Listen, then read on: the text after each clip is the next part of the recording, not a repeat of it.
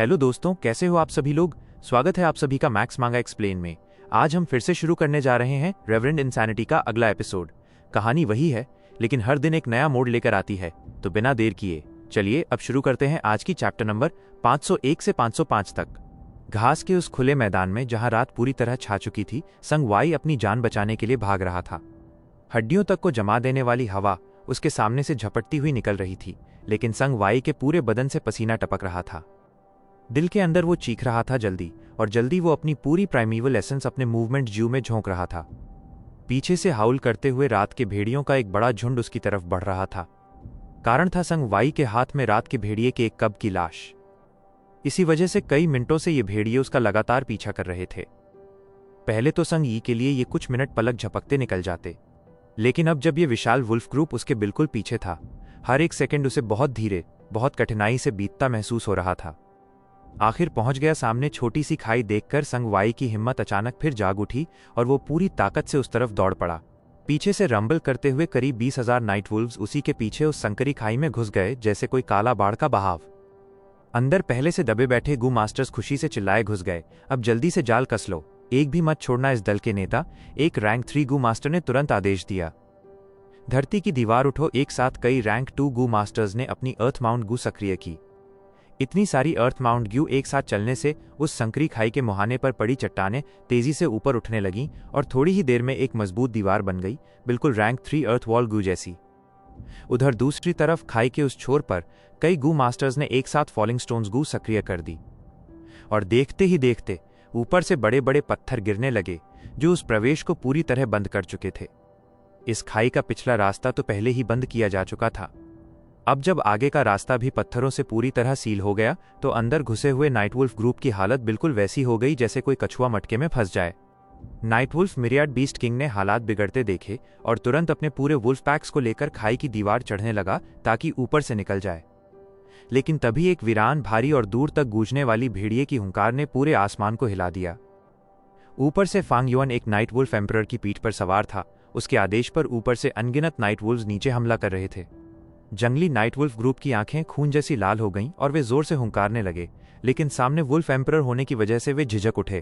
Clear mind GU। Fang Yuan ने मन ही मन सोचा और तुरंत क्लियर माइंड गू को बुला लिया। यह रैंक 4 ग्यू था। प्राइमीवल एसेंस इसके भीतर जाते ही ये एक ठंडी, हल्की हवा में बदल गया। वो ठंडी हवा धीरे से पूरे इलाके में फैल गई। ऑनियन एक्सप्लोजन ज्यू का असर शुरू होने की वजह से जो जंगली नाइटवुल्व्स अभी अभी पागल हो रहे थे, उस ठंडी हवा के लगते ही उनकी हालत शांत हो गई और उनकी सोच साफ होने लगी। वुल्फ एम्परर ने फिर से एक लंबी हुंकार भरी और उसी पल पूरा जंगली नाइटवुल्फ ग्रुप अफरा तफरी में पड़ गया। उनकी फॉर्मेशन टूट गई, लड़ने की इच्छा पर भारी चोट लगी। फैंग युआन हंस पड़ा और अपने वुल्फ ग्रुप को असली हमला शुरू करने का आदेश दिया। कुछ गू मास्टर्स पहले से ही जंगली मिरियाड वुल्फ किंग को उलझा चुके थे। फैंग युआन ने पहले अपने वुल्फ ग्रुप से पूरा जंगली झुंड 2 हिस्सों में बांट दिया और फिर एक एक कर उन्हें खत्म करता गया। पूरा माहौल उसके पूरी पकड़ में था। फिर वो सही मौके पर जंगली मिरियाड वुल्फ किंग के करीब पहुंचा और रैंक 4 वुल्फ इंस्लेवमेंट ज्यू का इस्तेमाल किया। आखिर में उसे बस कुछ 100 नाइट वुल्व्स की जान की कीमत चुकानी पड़ी और बदले में वो आसानी से इस पूरे मिरियाड वुल्फ किंग और लगभग 20,000 रात के भेड़ियों को अपने झुंड में शामिल कर चुका था। इस बड़ी जीत के बाद कुछ गू मास्टर्स पीछे रहकर बैटलफील्ड साफ करने लगे और फैंग युआन अपने और भी बड़े वुल्फ ग्रुप को लेकर अगले स्थान की तरफ बढ़ गया। उधर उसके इंतजार में एक और विशाल जंगली नाइट वुल्फ ग्रुप मौजूद था। तुमने अच्छा किया, एक रैंक 3 लीडर ने सैंगी के कंधे पर हाथ रखा और उसे 500 प्राइमीवल स्टोन्स और एक रैंक 3 ज्यू दिया। ये तुम्हारा सही हक का रिवॉर्ड है। सैंग यी ने माथा पोंछा, सांस संभाली और इन प्राइमीवल स्टोन्स और गू को आश्चर्य से देखते हुए धीरे धीरे शांत हुआ। फिर उसने दूर जाते फांग युआन की परछाई को देखा और उसके मन में ईर्ष्या और सम्मान दोनों उमड़ आए। मैं रैंक 3 गू मास्टर होकर भी डिमोनिक पाथ में थोड़ी सी पहचान तो रखता हूं, लेकिन वुल्फ किंग के सामने तो कुछ भी नहीं। ये है असली बड़ा व्यक्ति। कब होगा मेरे बस में ऐसी उपलब्धि हासिल करना। उस रात फैंग युआन ने हजारों ली घूमते हुए 70,000 जंगली नाइटवुल्व्स को अपने झुंड में मिला लिया, और जब सुबह होने लगी, जब नाइटवुल्व्स अपना शिकार छोड़कर अपनी नेस्ट में लौटने का समय आ गया, तब फैंग युआन पूरे वुल्फ ग्रुप को लेकर हे ट्राइब कैंप वापस लौटा। हे लू लैंड ने जब से ये अलायंस बनाई थी और जनसंख्या में सुरक्षा का विचार सब पर लागू किया था, उसी दिन से पास पास 5 बहुत बड़े कैंप्स खड़े कर दिए गए थे। फैंग युआन के विशाल वुल्फ ग्रुप को भी इन 5 कैंप्स में बांट दिया गया, जहां विशेषज्ञ लोग उनकी देखभाल और खिलाने पिलाने का काम कर रहे थे। इन कुछ दिनों में फैंग युआन ने इतनी बड़ी संख्या में नाइट वुल्व्स अपने अधीन कर लिए थे कि जो नाइट वुल्फ ग्रुप पहले सिर्फ 30,000 के आसपास था, वो अब बढ़कर पूरे 3,20,000 तक पहुंच गया था। एक ही झटके में night wolf group Fang Yuan की सेना का सबसे बड़ा बल बन चुका था। ऊपर से vermilion flame Wolves, wind Wolves, water Wolves और बाकी सबको जोड़कर फैंग युआन के वुल्फ ग्रुप की कुल संख्या बढ़ते बढ़ते 5,30,000 तक जा पहुंची थी। यह सब रात के वुल्फ एम्परर की वजह से हुआ है। इसी ने नाइट वुल्व्स को मेरे झुंड में शामिल करवाने का रास्ता इतना आसान बना दिया। भेड़ियों को व्यवस्थित करवाकर फैंग युआन थके हुए कदमों से वापस अपनी सीक्रेट रूम में आराम करने चला गया। नाइट वुल्व्स की संख्या बढ़ने का मतलब था कि अब मिरियाड वुल्फ किंग्स को संभालने का बोझ भी कई गुना बढ़ गया है। इतने सारे नाइट वुल्फ मिरियाड बीस्ट किंग्स को अपनी सोल से नियंत्रित करना फैंग युआन की आत्मा पर भारी दबाव डाल रहा था। उसके सोल के भीतर जैसे कोई अदृश्य भारीपन लगातार जमा हो रहा था। कई घंटे की गहरी नींद के बाद फैंग युआन ने आंखें खोली, सीधे बैठकर कुशन पर टांगे मोड़कर उसने दोबारा कल्टीवेट शुरू किया। Wolf soul GU। उसने वुल्फ सोल ग्यू का इस्तेमाल किया और धीरे धीरे अपनी 1000 मैन सोल को वुल्फ मैन सोल में बदलने लगा। पहले जब उसका सोल 100 सोल स्तर का वुल्फ मैन सोल था, उसका रूप आधा मानव आधा भेड़िए जैसा था। मानवीय शरीर, भेड़िए के कान, भेड़िए की पूंछ, भेड़िए के पंजे। लेकिन डांगहू माउंटेन में उसने गट्स गू की भारी मात्रा का इस्तेमाल किया था, जिससे उसकी सोल तेजी से फैलकर 1000 मैन सोल बन गई। और वुल्फ सोल ग्यू का असर इतना पतला पड़ गया कि उसकी सोल दोबारा सामान्य मानव सोल जैसी लगने लगी। अब वुल्फ सोल ग्यू का असर बिल्कुल साफ नहीं दिख रहा था।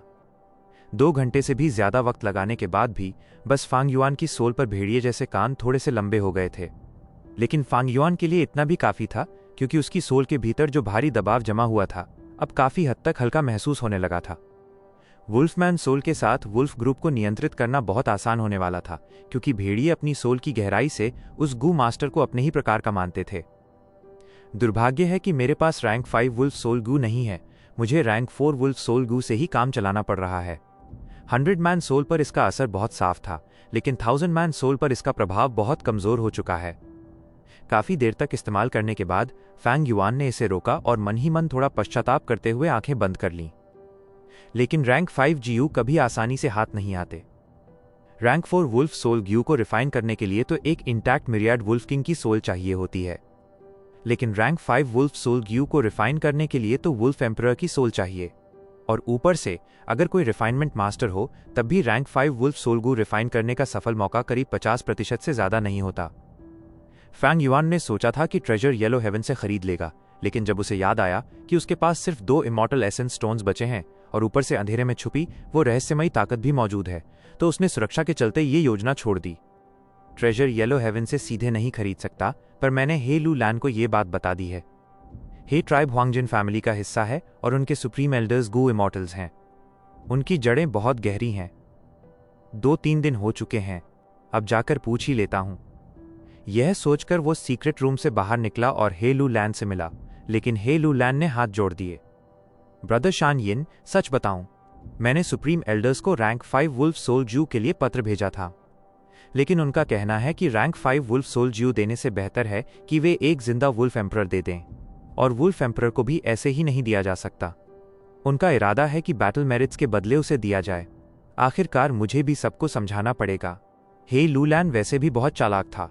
फैंग युआन के पॉइजन वाव लेने के बाद से उसका बर्ताव पहले जैसा नरम नहीं रहा। ऊपर से इन दिनों फैंग युआन के लिए नाइट वुल्फ ग्रुप को संभालने में उसने बहुत मैन पावर और बहुत संसाधन लगाए थे, इसलिए उसे लगता था कि उसने अपने हिस्से से ज्यादा मदद दे दी है। दूसरी तरफ फैंग युआन के वुल्फ ग्रुप अब 5 लाख से भी अधिक होकर एक विशाल सेना बन गए थे। इतनी बड़ी ताकत देखकर हे लू लैन के मन में एक अदृश्य डर भी बैठ गया था। पॉइजन वाव होने के बावजूद वो फैंग युआन से भीतर भीतर चौकन्ना रहता था। फैंग युआन ने सिर हिलाते हुए कहा कि वो समझता है। वो पहले ही लिटिल ह्यू इमॉर्टल को आदेश दे चुका था कि ट्रेजर येलो हेवन पर हर समय निगाह रखे और जैसे ही नॉर्दर्न प्लेन्स का कोई वुल्फ एम्परर बिक्री पर आए तुरंत खबर दे दे। लेकिन दिक्कत ये थी कि बीस्ट एम्परर्स बहुत कम बिकते थे। इन दिनों एक बीस्ट एम्परर तो बिक्री पर आया था, लेकिन वो बोर एम्परर था, वुल्फ एम्परर नहीं। हे लू लैन की बातों से फैंग युआन समझ गया कि ये आदमी अब अपने आप को रोक नहीं पा रहा और जल्द ही वॉर कैंपेन शुरू करना चाहता है। इधर उत्तरी मैदानों में उन सब दिनों के दौरान टियानचुआन, मेंगक्यू, काओफू और दूसरे कई इलाकों में बैटल शुरू हो चुकी थी। इंपीरियल कोर्ट के मालिकाना हक के लिए इस बार जो कैंडिडेट आगे चल रहे थे उनमें से सिर्फ हे ट्राइब ही ऐसा था जो पीछे बैठकर अपने वुल्फ ग्रुप को बड़ा कर रहा था।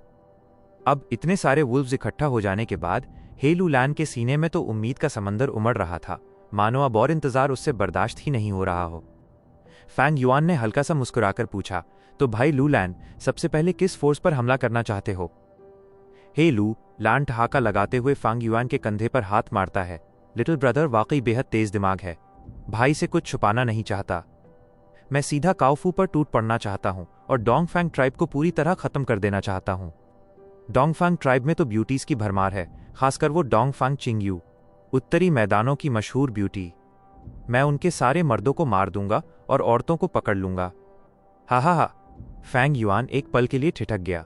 इतिहास अब भी उसी धुरी पर घूम रहा था। काफी मोड़ और घुमावों के बाद भी कहानी फिर उसी डोंगफैंग ट्राइब पर आकर टिक गई थी। लेकिन इस बार मेरे 5 लाख वुल्व्स हैं। ये मेरी पिछली लाइफ जैसा नहीं है। डोंगफैंग ट्राइब, हे। फैंग युआन के मन में एक ठंडी मुस्कान उभरी। इस मोड़ पर पहुंचकर वो आने वाले समय की दिशा बदल सकता था। लेकिन इससे क्या फर्क पड़ता है? भले ही इतिहास पूरी तरह बदल जाए, जब तक उसके सामने लाभ पड़ा है तब तक उसे किस बात की परवाह। चाहे हेवन और अर्थ ही क्यों ना उलट जाएं, चाहे बाढ़ आसमान तक ही क्यों ना पहुंच जाए और उसकी बदनामी 10,000 सालों तक ही क्यों न चले, उसे उससे क्या। अगले दिन हे ट्राइब ने पूरा शिविर समेटा और एक महान विशाल अभियान लेते हुए काओफू की ओर बढ़ निकली। ये खबर आग की तरह चारों दिशाओं में फैल गई और हर फोर्स की नजर अचानक इसी तरफ टिक गई। हालात पागलों की तरह बदल रहे थे और काओफू युद्ध के लिए पूरी तरह तैयार होने में जुट गया था। यूटियान की हीरोज असेंबली से बिल्कुल अलग, जहां लियू ट्राइब और हे ट्राइब बराबरी पर खड़े थे, काओफू की हीरोज असेंबली में डोंगफैंग ट्राइब का दबदबा सबसे ज्यादा था। वे बाकी हीरोज को दबा रहे थे, कई बड़े ट्राइब्स को अपने अधीन कर चुके थे। सिर्फ जाओ ट्राइब ही किसी तरह टिककर खड़ा था, डोंगफैंग ट्राइब की सख्त शर्तें मानने को तैयार नहीं। हे ट्राइब के इस भारी भरकम अभियान की खबर ने डोंगफैंग ट्राइब की सारी निगाहें इसी ओर खींच लीं। इसी बीच जाओ ट्राइब को थोड़ी राहत मिल गई और उन्होंने अपने लोगों को किनारे की ओर हटाने की तैयारी शुरू कर दी। डोंगफैंग ट्राइब का मौजूदा लीडर एक रैंक 5 विजडम पैथ जीयू मास्टर था, डोंगफैंग यूलियांग। पूरी रात बिना सोए वो डिडक्शंस और फोरकास्ट्स में डूबा रहा। सुबह होते होते उसने तुरंत अपना कड़ा रवैया बदल दिया और अलायंस की सारी शर्तें अचानक बेहद नरम, बेहद उदार कर दी। आगे बढ़कर डोंगफैंग यूलियांग खुद जाओ ट्राइब को अलायंस में शामिल होने का निमंत्रण देने चला गया। जाओ ट्राइब लीडर ऊहापोह में पड़ गया। जाओ ट्राइब और डोंगफैंग ट्राइब के बीच पुरानी दुश्मनी थी और समय के साथ ये दुश्मनी और भी गहरी हो गई थी। लेकिन आज डोंगफैंग ट्राइब की सिंसेरिटी साफ दिखाई दे रही थी और जो शर्तें वे दे रहे थे वे भी बेहद आकर्षक थीं। शायद ये वही दुर्लभ मौका था जिससे वर्षों पुरानी नफरत, वो जमाई हुई कटुता, सब कुछ हमेशा के लिए खत्म हो सकता था। स्टडी रूम में जाओ ट्राइब लीडर ने थके हुए हाथों से वो दस्तावेज मेज पर रख दिया। खिड़की से आती धूप उसके चेहरे पर पड़ रही थी। कबीले के कामकाज सालों तक संभालते संभालते ये 50 साल का रैंक 5 इनिशियल स्टेज गू मास्टर अब सफेद बालों वाला, झुर्रियों से भरा हुआ एक थका हारा इंसान बन चुका था। इन दिनों हे ट्राइब के बड़े पैमाने के एक्सपेडिशन और डोंगफैंग यूलियांग के खुद भेजे गए निमंत्रण की वजह से पूरा ट्राइब 2 हिस्सों में बंट गया था। दोनों गुट आपस में कभी खत्म न होने वाली बहस में पड़े रहते थे। एक पक्ष चाहता था कि डोंगफैंग ट्राइब से हाथ मिला लिया जाए और पुराने झगड़े निपटा लिए जाएं, जबकि दूसरा पक्ष कह रहा था कि हे ट्राइब बहुत बड़ा है, इसलिए उन्हीं के साथ जुड़ना बेहतर रहेगा। लेकिन क्या सच में डोंगफैंग ट्राइब के साथ जुड़कर पुराने झगड़े मिट सकते थे? अपने ट्राइब और डोंगफैंग ट्राइब के बीच पीढ़ियों से जमा हुई गहरी दुश्मनी याद करके जाओ ट्राइब लीडर खुद भी इसका जवाब पक्का नहीं दे पा रहा था और हे ट्राइब की तरफ जाना भी कोई सही रास्ता नहीं लगता था। आखिर जाओ ट्राइब का मुख्य ठिकाना तो इस काओफू रीजन में था और हे ट्राइब तो यूटियान के टायरेंट्स की तरह जाना जाता था। वे पहले से अपने साथियों के साथ वाव कर चुके थे। ऐसे में बाद में जाकर उनका ट्राइब जुड़ता तो उसे दबाया जाना तय था। न जाने उन्हें कितना फायदा मिलता भी या नहीं, शायद तो उन्हें कैनन फॉडर बना दिया जाता। यही सोच सोचकर जाओ ट्राइब लीडर अंदर से बिल्कुल उलझ चुका था। खासकर इन दिनों तो ट्राइब के हायर अप्स हमेशा आपस में लड़ते ही रहते थे। उसे डोंगफैंग यूलियांग जैसे चालाक इंसान की योजनाओं से भी सावधान रहना पड़ता था और भीतर की कलह को भी थामे रखना था। ट्राइब को संभालना था। सब मिलाकर वो बुरी तरह थक चुका था। उसने थककर एक लंबी सांस ली और कुर्सी पर पीछे की तरफ टिक गया। उसकी नजर धूप में तैरते हुए छोटे छोटे धूल के कणों पर जा टिकी। चमकती धूप में वो हल्के हल्के उड़ते कण साफ दिख रहे थे और जाओ ट्राइब लीडर को लगा मानो वो भी उन्हीं धूल के कणों जैसा है। हवा जैसी उलझनों में इधर उधर डोलता हुआ। अभी तो हवा उसे ऊपर लिए हुए है, लेकिन कौन जाने अगले ही झोंके में वो जमीन पर गिर जाए। हे ट्राइब और डोंगफैंग ट्राइब के बीच होने वाला ये बैटल मानो एक प्रचंड आंधी जैसी थी जो सब कुछ उड़ाकर ले जाएगी। ऐसी आंधी के सामने उसके ट्राइब को कौन सा रास्ता चुनना चाहिए? यही सोचते सोचते उसका मन और भी अशांत हो रहा था कि अचानक खिड़की के बाहर से किसी के रोने की आवाज आई। ये आवाज उसने पहले भी सुनी थी, इसलिए पहचानते ही उसकी भौं थोड़ी सिकुड़ गई और चेहरे पर चिंता उतर आई। वह तुरंत बोला, क्या बात है? दरवाजे के बाहर खड़े गार्ड ने तुरंत जवाब दिया, लॉर्ड ट्राइब लीडर। बिग मिसी सीढ़ियों पर दौड़ते हुए फिसल गई और गिरकर उसके सिर पर चोट लग गई। अरे जाओ, ट्राइब लीडर तकलीफ भरे चेहरे के साथ तुरंत खड़े हो गए। मेरी छोटी गुड़िया कैसे गिर गई? कितना खून बहा है? जल्दी उसे अंदर लाओ। जाओ ट्राइब लीडर के कई बेटे थे, लेकिन डोंगफांग यूलियांग की चालों की वजह से एक एक कर सब मारे गए। अब उसके पास सिर्फ एक बेटी ही बची थी। उसकी बेटी अभी बस 5-6 साल की थी, बहुत शरारती और नटखट, लेकिन शक्ल सूरत उसकी दिवंगत पत्नी से इतनी मिलती जुलती थी कि जाओ ट्राइब लीडर उसे बेहद दुलार करता था। थोड़ी ही देर में स्टडी रूम का दरवाजा खुला। गार्ड एक छोटी लड़की को सहारा देकर अंदर लाया। वो लड़की मानो किसी ने जेड से तराश कर बनाई हो, बड़ी प्यारी रेशमी कढ़ाई वाले कपड़े पहने हुए, लेकिन इस समय वो सिसक रही थी और अपने माथे पर हाथ रखे हुए थी। मेरी छोटी गुड़िया, मेरी यूनियन, कहाँ लगी तुम्हें? जाओ ट्राइब लीडर तुरंत उसके पास गए, उसे गोद में भरकर चिंता से पूछने लगे, फादर, क्या आप अंधे हो गए? चोट तो मेरे माथे पर है, लड़की मन ही मन गुस्से में चिल्लाई, लेकिन ऊपर से तो बड़ी नरमी से पिता की छाती पर सिर टिकाकर नखरे करते हुए बोली, फादर, यूनियन के सिर में बहुत दर्द हो रहा है। ओहो, चलो फादर जरा देखे। जाओ ट्राइब लीडर ने बड़ी नरमी से उसकी लटें हटाईं और देखा कि उसके माथे पर बस हल्की सी खरोंच थी। थोड़ा लाल हुआ था, लेकिन खून निकलने जैसी हालत बिल्कुल नहीं थी। लेकिन फिर भी जाओ ट्राइब लीडर का दिल बैठ गया। उन्होंने बेटी को प्यार से समझाया और तभी जल्दी से अंदर आई बूढ़ी केयरटेकर पर भड़कते हुए बोले, नानी वू, तुम कर क्या रही थी? मैंने कहा था उसे जरा भी नजर से ओझल मत होने देना, हर समय प्रोटेक्ट करना। देखो, इसके माथे पर चोट आ गई। ये बूढ़ी औरत तो सच में मर ही जानी चाहिए थी। कृपया मुझे माफ कर दीजिए लॉर्ड ट्राइब लीडर। बूढ़ी केयरटेकर डर के मारे तुरंत घुटनों पर बैठ गई, चेहरा पसीने से भीग गया। लेकिन दिल में तो उसकी पूरी की पूरी शिकायतों की किताब खुली पड़ी थी। ये बच्ची तो उसने अपनी जिंदगी में देखे गए सबसे चालाक और सबसे झंझटू छोटे डीमंस में से एक थी। जरा सी देर निगाह हटाओ और ये कहीं गायब। इतनी चालाक थी कि दिन भर इस बुढ़िया को नचा नचा कर इसकी जान निकाल देती, और यहां ट्राइब लीडर के सामने कैसी मासूम, कैसी फरिश्ता जैसी अदाकारी। इसकी एक्टिंग तो जैसे जन्मजात थी। केयरटेकर के पास तो इस छोटे डीमन के खिलाफ जरा सा सबूत भी नहीं था। फादर, नानी को मत डांटो, गलती यूनियन की है जो इतनी बेधड़क भाग रही थी, लड़की ने नरम आवाज में कहा। और मन ही मन एक लाइन और जोड़ दी, ये बूढ़ी औरत बहुत तंग करती है, दिन भर पीछे पीछे घूमती रहती है। इस स्टडी रूम में घुसने के लिए मुझे खुद को चोट पहुंचानी पड़ी, कितना मुश्किल था मेरे लिए। जाओ ट्राइब लीडर ने राहत भरी सांस ली और प्यार से बेटी के मुलायम काले बालों को सहलाते हुए कहा, बेटी, तुम अपनी मां की तरह ही दयालु हो। लेकिन बूढ़ी केयरटेकर मन ही मन जोर से चिल्लाई, ट्राइब लीडर, आपको ठग लिया गया है। आपकी बेटी सच में एक डीमन है। लेकिन वो सिर्फ अपने मन में ही चिल्ला सकती थी, क्योंकि उसे पता था कि उसके अलावा इस सच्चाई पर बहुत कम लोग यकीन करेंगे, और वो इसे बताने की हिम्मत भी नहीं कर सकती थी। अगर उसने बोल दिया तो उसके बाद ये लड़की उसे कैसे तंग करेगी, कैसे सताएगी, कौन जानता है। यूजलेस थिंग, अगर यूनियन ने तेरे लिए माफी ना मांगी होती। अब जा यहां से। जाओ ट्राइब लीडर ने हाथ हिलाकर पुराने केयरटेकर को बाहर जाने का इशारा किया, फिर अपनी बेटी की तरफ नरम नजर से देखते हुए बोले, छोटी गुड़िया, तुम यहां खेलने क्यों आ गई? फादर, यूनियन आपको लेकर परेशान थी। मैंने सुना कि इन दिनों एल्डर्स आपसे बहस कर रहे थे और आप दुखी होकर स्टडी में खुद को बंद कर रहे थे। लड़की ने अपनी बड़ी चमकती काली आंखों से चिंता जताते हुए कहा। लेकिन सच तो ये था कि वो मन ही मन चिल्ला रही थी, RUBBISH, अगर मैं ना आती तो मेरी जान पर बन आती। कन्वीनियंट डैड, आप इतने बड़े खतरे में होने के बाद भी भागने की सोच नहीं रहे। आखिर किस बात का इंतजार कर रहे हो? जाओ ट्राइब लीडर की नाक हल्की सी भर आई, आंखें लाल हो गईं और आंसू लगभग छलक ही पड़े। अच्छी बच्ची, तुमने आखिर अपने पिता की चिंता करना सीख ही लिया। तुम्हारे लिए जो प्यार मैंने अब तक रखा वो बेकार नहीं गया। चिंता मत करो, पिता पूरी तरह ठीक है और तुम्हें देखकर मेरा मन भी बहुत हल्का हो गया। कन्वीनियंट डैड, यहां मौत सिर पर खड़ी है और आपको अब भी इतनी ऑप्टिमिज्म। बर्दाश्त के बाहर।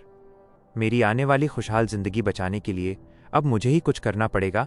लड़की ने मन ही मन दहाड़ लगाई। और फिर चेहरे पर सब कुछ परवाह न करने वाला भाव लाते हुए अपने छोटे कोमल हाथ लहराकर बोली, फादर, यूनियन को लगता है जो लोग आपसे झगड़ रहे थे वे सब इडियट्स हैं। हमारा जेंग ट्राइब तो एक भेड़ जैसा है, डोंगफैंग ट्राइब एक भेड़िया है, और यूटियन से एक टाइगर आ रहा है। भेड़िया टाइगर से नहीं जीत सकता, इसलिए वो भेड़ को मदद के लिए ढूंढ रहा है। पर भेड़ चाहे वुल्फ की मदद करे या टाइगर की, आखिर में दोनों उसे नहीं छोड़ेंगे। लड़की की बात ने जाओ ट्राइब लीडर के दिमाग को हिलाकर रख दिया। अक्सर होता यही है कि जो बीच में फंसा होता है उसे साफ नजर नहीं आता और देखने वाले को पूरा चित्र दिख जाता है। कभी कभी किसी बाहर वाले की बात ही आंख खोल देती है। सही तो है, डोंगफैंग ट्राइब या हे ट्राइब में से किसी के साथ जाएं तो वो टाइगर के साथ सौदा करने जैसा ही होगा। पर क्या हमारा जाओ ट्राइब इससे अलग रह सकता है? नहीं। हर 10 साल में आने वाली ब्लिजर्ड डिजास्टर ने नॉर्दर्न प्लेन्स में किसी भी यूटोपिया को जन्म लेने नहीं दिया। इंपीरियल कोर्ट को लेकर होने वाली लड़ाई बेहद महत्वपूर्ण है। जो भी इंपीरियल कोर्ट ब्लेस्ड लैंड में प्रवेश कर ले उसे अद्भुत लाभ मिलते हैं। लेकिन जाओ ट्राइब किस तरफ जाए? लड़की इतने समय से ट्राइब लीडर के चेहरे को ध्यान से देख रही थी। जब उसे लगा कि समय ठीक है तो उसने एक और बात जोड़ दी, फादर, मैंने सुना है एमए ट्राइब बहुत ताकतवर है और अपने लोगों के साथ अच्छा व्यवहार भी करती है। भेड़ और घोड़ा दोनों ही वेजिटेरियन हैं, लेकिन टाइगर और वुल्फ तो मांस खाने वाले हैं। इसलिए एमए ट्राइब के साथ अलायंस बनाना हमारे लिए ज्यादा अच्छा होगा। जाओ ट्राइब लीडर का शरीर हल्का सा कांप गया। सही तो है, क्यों नहीं? माँ ट्राइब, हे ट्राइब और डोंगफैंग ट्राइब से अलग थी। वो दोनों तो गू इमॉर्टल एंसेस्टर्स और ब्लेस्ड लैंड्स के सहारे चल रहे सुपर ट्राइब्स थे जिनकी जड़ें बहुत गहरी थीं। माँ ट्राइब भी ह्वांगजिन फैमिली का हिस्सा थी, लेकिन उनके पास कोई गू इमॉर्टल का सहारा नहीं था और वो अभी सुपर ट्राइब बनने की राह पर थी। माँ ट्राइब लीडर और उसका यंग ट्राइब लीडर दोनों ही बहुत बड़े हीरोज थे। वो लोग तो जरूर जाओ ट्राइब का स्वागत करेंगे। बस एक दिक्कत थी, टियनचुआन तक पहुंचने के लिए सफर बहुत लंबा था। कन्वीनियंट डैड, मतलब ये नए संसार में अचानक मिला पापा, जो मेरे लिए कन्वीनियंट भी है और प्यारा भी। आखिर इतना हिचक क्यों रहे हो? जल्दी फैसला करो। छोटी लड़की अपने पिता के बदलते हुए हाव भाव को देख देख कर मन ही मन घबराहट से कांप रही थी। लेकिन जाओ ट्राइब लीडर के मन में तो बस एक ही चिंता चल रही थी, टियानचुआन तक जाने का लंबा सफर, एमए ट्राइब तक पहुंचने का रास्ता और उस पूरे रास्ते में फैले खतरे। इन्हीं बातों ने उसे रोक रखा था। लाचार होकर लड़की को एक और वार करना पड़ा, फादर, हमें अभी तुरंत निकल जाना चाहिए। यही सबसे अच्छा समय है। टाइगर और वुल्फ एक दूसरे से भिड़े हुए हैं, उनके पास हमें देखने की फुर्सत ही नहीं है। जाओ ट्राइब लीडर का दिल जोर से हिल गया।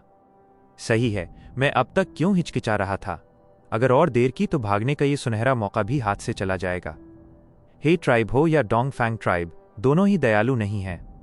इंपीरियल कोर्ट की बैटल में फायदा पाने के लिए उन पर दांव लगाना बेवकूफ़ी होगी। अच्छी बच्ची, तुम बिल्कुल सही कह रही हो।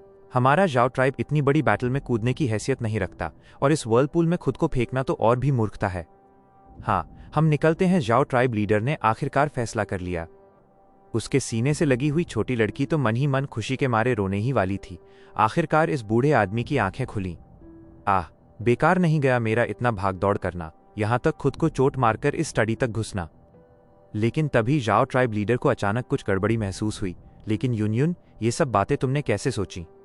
किसी ने तुम्हें कहा था क्या? किसने कहा? पिता को बताओ। वो अपनी बेटी को गौर से देखने लगा। लड़की का दिल धक से रह गया, लेकिन उसने तुरंत अपनी बड़ी बड़ी काली आंखें झपकाईं और मासूमियत ओढ़ ली। किसी ने नहीं कहा फादर, ये सब यूनियन ने खुद सोचा। फादर रोज इतना मेहनत करते हैं, यूनियन को अच्छा नहीं लगता कि फादर इतना थकें, इसलिए यूनियन ने फादर की मदद करनी चाहिए। फिर उसने बड़ी दबी आवाज में पूरी दुख भरी शक्ल बनाकर कहा, फादर, क्या यूनियन गलत थी? जाओ ट्राइब लीडर की आंखों में जैसे कोई नई रोशनी चमकी। उसे बिल्कुल उम्मीद नहीं थी कि उसकी ये छोटी सी परी उससे झूठ बोलेगी। ये बच्ची है ही कितनी उम्र की, और वो तो खुद उसकी बढ़ती उम्र को अपनी आंखों से देखता आया है। इतनी कम उम्र में अगर दिमाग इतना तेज है तो कल्टीवेशन में भी इसका टैलेंट शायद असाधारण हो।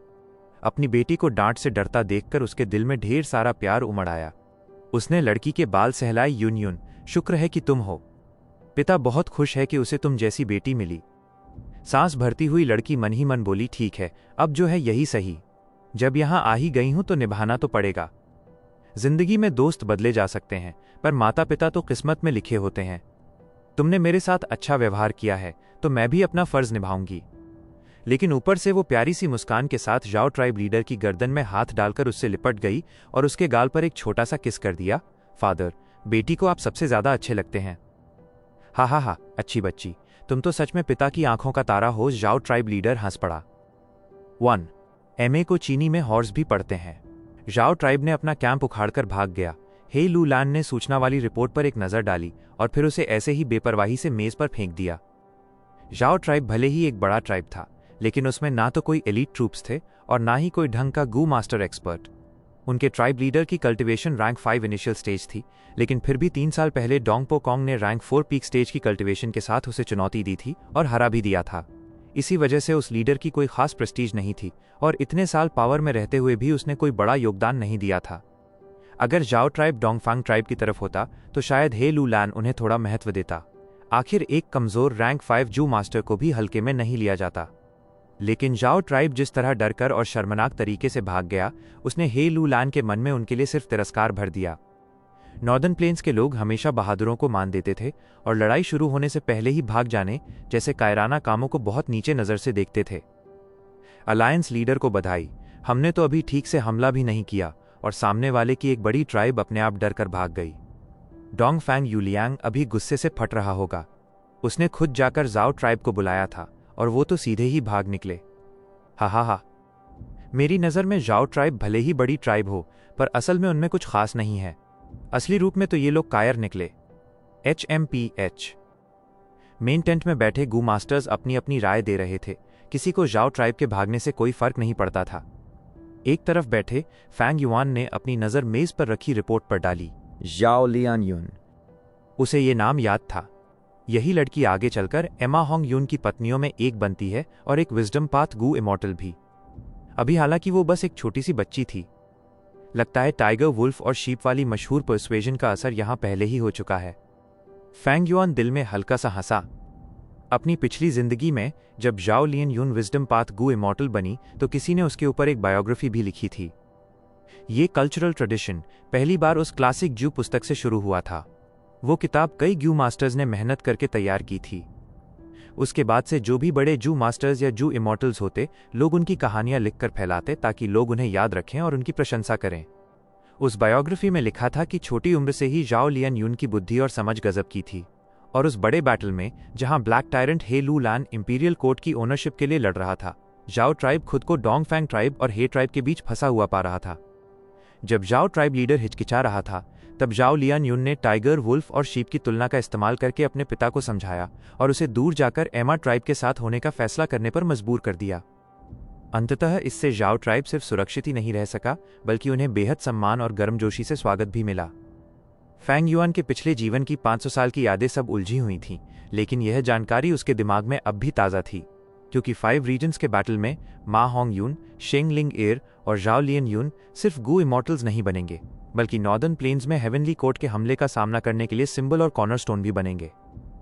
5 रीजन्स में ऐसे लोगों की बायोग्राफीज बड़े पैमाने पर फैलाई और पढ़ी जाती थीं। HMPH, मा होंग यून और जाओ लियन यून जैसे लोगों को मैं उनकी गू इमॉर्टल बनने से पहले ही मौत के मुंह में भेज दूंगा। लेकिन अभी जल्दी नहीं है।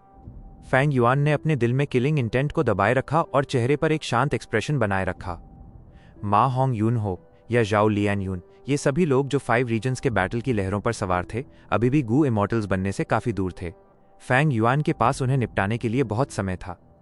लेकिन मा होंग यून को फैंग युआन को 88 ट्रू यांग बिल्डिंग के कारण पास ही रखना पड़ा, और जाओ लियन यून को, हालांकि वो मारना चाहता था, उसकी आइडेंटिटी और परिस्थितियां उसे रोक रही थीं। आखिरकार फैंग युआन अभी चांगशन यिन का रोल निभा रहा था। बड़ा चांगशन यिन कैसे इतने छोटे उम्र की लड़की को इतनी इंपॉर्टेंस देगा कि उसे मारने की सोच भी आए। इसके अलावा अभी असली महत्वपूर्ण मामला डोंगफैंग ट्राइब को हैंडल करना है। फैंग युआन ने अपने विचार समेटे और डिस्कशंस पर फिर से ध्यान केंद्रित किया। जाओ ट्राइब का मजाक उड़ाने के बाद इस बार सभी की नजरें उनके ओपोनेंट पर टिक गईं। डोंगफैंग ट्राइब हे ट्राइब की तरह ही एक सुपर ट्राइब था, जिसकी फाउंडेशंस गहरी थीं और काओफू रीजन में ये एक विशाल ताकत के रूप में उभरी थी। डोंगफैंग यूलियांग इस जनरेशन का ट्राइब लीडर था, युवा और वादा खिलाफी से भरा। अपनी विजडम पाथ कल्टीवेशन के सहारे उसने ट्राइब के सारे मामलों को सफाई से संभाला और ट्राइब और अधिक प्रॉस्परस होने के ट्रेंड दिखा रहा था। हे ट्राइब की मिलिट्री स्ट्रेंथ भले ही सुपीरियर थी, लेकिन उनके ओपोनेंट एक विजडम पाथ गू मास्टर था जो प्लानिंग और डिडक्शंस में एक्सपर्ट था। ऐसी ताकत को बिल्कुल हल्के में नहीं लिया जा सकता था। अगर हम इस बैटल में सबसे बड़ी थ्रेट की बात करें तो वो निश्चित रूप से डोंग फैंग यू लियांग है। हाँ, ये बच्चा भले ही जवान है, लेकिन अनुभव और ज्ञान में बहुत आगे है। 4 कला में माहिर है, साथ ही एस्ट्रोनॉमी और जियोलॉजी में भी अच्छा है। उसने 11 साल की उम्र में अपने माता पिता को खो दिया था और उसे न सिर्फ अपनी जिंदगी चलानी पड़ी, बल्कि उस समय 6 साल की छोटी बहन डोंग फैंग चिंगयू की भी देखभाल करनी पड़ी। उसके माता पिता ने उसे एक बहुत बड़ा इनहेरिटेंस छोड़ रखा था, लेकिन ये बच्चा इंसानों की प्रकृति को अच्छे से जानता था और जानता था कि वो इनहेरिटेंस की सुरक्षा नहीं कर पाएगा। इसलिए उसने ये सारे फैमिली एसेट्स एक अथॉरिटेटिव एल्डर को दे दिए और अपने लिए सिर्फ थोड़ी सी हिस्सेदारी रखी। अकेडमी में उसके समय में उसने शानदार प्रदर्शन किया। ग्रेजुएशन के बाद वो उस एल्डर का भरोसेमंद एड बन गया। इसके बाद उसने कई योगदान दिए, जिससे उसे एल्डर की सराहना और रिकमेंडेशन मिली और अप्रत्याशित रूप से उसे उनके गु इमॉर्टल एंसेस्टर से पॉइंटर्स भी मिले। अंततः उसे उसकी वर्तमान स्थिति और शक्ति हासिल हुई। हर कोई डोंग फैंग यू लियांग के बारे में विस्तार से जानता था और हर कोई उसके ओरिजिन्स के बारे में कुछ न कुछ कह रहा था। फैंग युआन ध्यान से सुन रहा था। अपने पिछले जीवन में उसने इतने इनडेप्थ चीजें कभी नहीं सुनी थीं। अब जब वो इसे अनुभव कर रहा था तो उसने तुरंत समझ लिया कि ये डोंग फैंग यू लियांग साधारण नहीं है और उसे इंपॉर्टेंस दी जानी चाहिए। इतिहास विशाल और गहरा है। बड़ी लहरें रेत को बहा लेती हैं। कौन जाने कितने हीरोज इसे पार कर जाएंगे। जैसे ही सब चर्चा कर रहे थे, उनका focal point Dong Fang Yu Liang भी इस बहुत ही महत्वपूर्ण बैटल की योजना बना रहा था स्टडी रूम में। डोंग डोंग डोंग 3 हल्की नॉकिंग की आवाजें सुनाई दीं। आजा बहन। डोंग फैंग यू लियांग ने सिर उठाए बिना ही जान लिया कि कौन है। दरवाजा खुला और एक जेंटल, ग्रेसफुल और बेहद खूबसूरत लड़की आई, जो लाइट येलो ड्रेस पहने थी और जिसकी रोशनी भरी उपस्थिति थी। उसकी स्किन सॉफ्ट और चमकदार थी, आंखें साफ और ट्रांसपेरेंट थी और उसकी सॉफ्ट आवाज में चिंता भरी थी। बिग ब्रदर, जो जेड एप्रिकॉट ब्लॉसम हमें सेंट्रल कॉन्टिनेंट से मिली थी, अब खिल गई होगी। बिग ब्रदर, मेरे साथ चलो उन्हें देखने। डोंग फैंग यू लियांग हल्के से मुस्कुराया। उसे पता था कि दिन भर और पूरी रात स्टडी रूम में बैठे रहने से उसकी छोटी बहन चिंतित हो गई थी और अब वो इसी बहाने उसे थोड़ा बाहर निकालकर उसका मन हल्का कराना चाहती थी। ठीक है, चलो किंग यू। भाई और बहन दोनों साथ में स्टडी से बाहर निकले और आंगन की ओर बढ़े। इस समय हल्की बारिश हो रही थी और आसमान पर काले बादल छाए हुए थे। दूर कहीं बारिश की परत और क्षितिज आपस में मिलकर एक उदास हरा सा रंग बना रहे थे। नजदीक आते ही कोर्टयार्ड की दीवारों के ऊपर से डोंग फैंग ट्राइब के अनगिनत झंडे और घने बसे हुए टेंट्स दिखाई दे रहे थे। कैंप के अंदर लोग इधर उधर दौड़ भाग कर रहे थे। चारों ओर हलचल थी, क्योंकि सब आने वाले बैटल की तैयारी में जुटे थे। छोटे से कोर्टयार्ड में केवल ये 2 भाई बहन ही थे। बाहर की सारी हलचल बारिश की परत से अलग हो गई थी, जिससे ये छोटा कोर्टयार्ड बहुत शांत और सुकून भरा लग रहा था। खासकर वो जेड एप्रिकॉट ब्लॉसम, जिसकी नाजुक और बेहद सुंदर पंखुड़ियां बारिश से भीगी हुई चमक रही थीं। उनका हल्का पीला रंग भाई बहन दोनों के मन को किसी तरह का सुकून दे रहा था। बिग ब्रदर, मैंने सुना है जाओ ट्राइब चली गई है। कुछ देर की खामोशी के बाद डोंग फैंग किंग यू ने धीरे से पूछा। चिंता मत करो लिटिल सिस्टर, बिग ब्रदर ने पहले ही इसका अंदाजा लगा लिया था। डोंग फैंग यू लियांग मुस्कुराया और धीरे से अपनी छोटी बहन का हाथ थाम लिया। डोंग फैंग चिंग यू ने हल्के से सिर उठाकर अपने बिग ब्रदर को देखा, जो इस हल्की बारिश में सफेद कपड़ों में खड़ा था। उसका चेहरा जेड जैसा, आंखें गहरी और शांत, और उसका स्ट्रैटेजाइजिंग ऑरा उसे और भी गरिमा और आत्मविश्वास से भरा दिखा रहा था। डोंग फैंग यू लियांग ने आगे कहा, जाओ ट्राइब को मैंने बुलाया था ताकि जितनी शक्ति इकट्ठा कर लूं। लेकिन उनका चले जाना कोई बड़ा मुद्दा नहीं है। मेरी वर्तमान फोर्स से हम फिर भी हे ट्राइब आर्मी को हरा सकते हैं। डोंग फैंग चिंग यू की चिंता आधे से ज्यादा कम हो गई। बिग ब्रदर की डिडक्शन से कुछ भी बच नहीं सकता। लेकिन इस बार जो ओपोनेंट है वो छोटा व्यक्ति नहीं है। सिर्फ हे लू लान ही नहीं, नॉर्दर्न प्लेन्स का पिछला हीरो वुल्फ किंग चांगशान यिन भी उसके साथ है। बिग ब्रदर, आपको सावधान रहना होगा। हे लिटिल सिस्टर, क्या तुम अब भी अपने बिग ब्रदर पर विश्वास नहीं करती? लेकिन डोंग फैंग यू लियांग ने उसे धीरे से दिलासा दिया और उसकी आंखों में हल्की सी चमक उभरी। पहली बार जब हम एडवेंचर पर गए थे तभी हम हे लू लान से मिले थे। उस समय उसने तुम्हारे प्रति बुरे इरादे रखे थे और मैंने उसे ठीक से सबक सिखाया था, लेकिन लगता है वो अभी भी बाज नहीं आया है। इस बार बिग ब्रदर उसे ऐसा सबक देगा जो वो जीवन भर नहीं भूलेगा। जहां तक चांगशान यिन का सवाल है, बिग ब्रदर ने उसे संभालने की भी योजना बना रखी है। ये सब मेरे प्लान में है, तुम बस आराम करो। तुम्हारा शरीर बचपन से ही कमजोर रहा है। ज्यादा चिंता मत करो। अगर तुम बीमार पड़ गई तो मेरा ध्यान भटकेगा। डोंग फैंग चिंग यू ने हल्के से सिर हिलाया। उसके मन का बोझ पूरी तरह उतर चुका था। बचपन से ही उसका बिग ब्रदर उसे संभालता आया था, उसकी चिंता करता आया था, उसे हर मुश्किल से बचाता आया था। वो जैसे कोई नाजुक फूल थी जिसे ये बड़ा पेड़ उसका बिग ब्रदर हमेशा छांव देता आया था। इन सालों में दोनों ने मिलकर अनगिनत मुश्किलें झेली थीं और इस बार भी वे साथ ही खड़े थे। बचपन से लेकर अब तक बिग ब्रदर हमेशा ऐसे ही शांत और संभले हुए रहे हैं। बस काश मुझे ये बीमारी न होती, काश मैं कल्टीवेशन करने की एप्टीट्यूड रखती तो कितना अच्छा होता। डोंगफांग चिंगयू ने मन ही मन गहरी सांस ली। दोनों भाई बहन चुपचाप खड़े रहे, उस जेड एप्रिकॉट ब्लॉसम को देखते हुए। कुछ देर बाद डोंगफांग यूलियांग बोला, लिटिल सिस्टर, बारिश में ज्यादा देर खड़ा रहना ठीक नहीं, तुम अंदर जाके आराम करो। हूं बिग ब्रदर, आप भी ज्यादा काम मत कीजिए, डोंगफांग किंगयू ने अपनी प्यारी सी आवाज में कहा। जब वो मुड़कर कोने पर गायब हो गई, तब जाकर डोंगफांग यूलियांग अपनी सच्ची अभिव्यक्ति छिपा नहीं सका। उसकी भौहें सिकुड़ गईं और गहरे चिंता भरे भाव उसके चेहरे पर उभर आए। ये बैटल उतनी आसान नहीं थी जितनी उसने अपनी बहन को दिखाई थी। हे लू लैन खुद कोई आसान ओपोनेंट नहीं है और अब चांगशान यिन भी उसके साथ है। 5 लाख वुल्व्स सचमुच एक एनस्लेवमेंट पाथ मास्टर के लायक है। अकेला वही पूरी सिचुएशन बदल सकता है, जिससे थोड़ा सा सुपीरियर हे ट्राइब हमारी डोंगफैंग ट्राइब से बहुत आगे निकल जाएगी। इस बैटल में सबसे पहले हमें इन 5 लाख वुल्व्स को संभालना होगा, वरना जीत की उम्मीद बेहद अनिश्चित हो जाएगी। मैं हार नहीं सकता। बड़ी मुश्किल से मैंने ग्यू इमॉर्टल ओल्ड एंसेस्टर को मानने पर तैयार किया है। अगर मैं ये सीक्रेट मिशन पूरा कर लूं तो ओल्ड एंसेस्टर खुद मेरी छोटी बहन की बीमारी की जड़ को दूर करेंगे।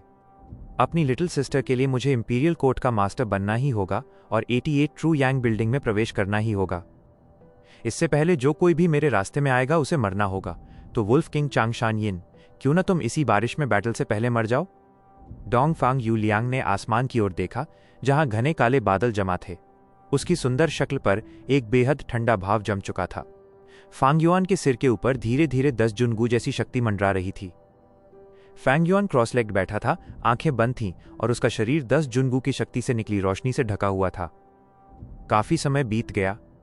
फैंगयुआन ने आंखें खोलीं, रोशनी धीरे धीरे छंट गई और 10 जुनगू की शक्ति अब अपनी असली ताकत का सिर्फ आधा ही रह गई थी।